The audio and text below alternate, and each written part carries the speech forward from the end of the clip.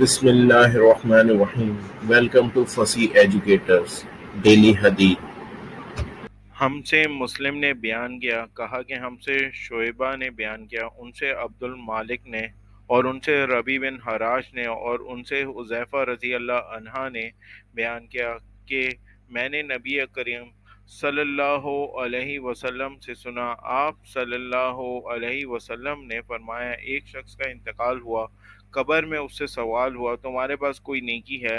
اس نے کہا، میں نے لوگوں سے خرید و فروخت کرتا تھا، اور جب کسی پر میرا قرض ہوتا تو میں مالداروں کو مہلت دیا کرتا تھا اور تنگ دستوں کے قرض کو معاف کر دیا کرتا تھا.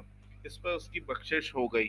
ابومسعود رضی اللہ عنہ نے بیان کیا کہ میں نے یہی نبی کریم صلی اللہ علیہ وسلم سے سنا ہے.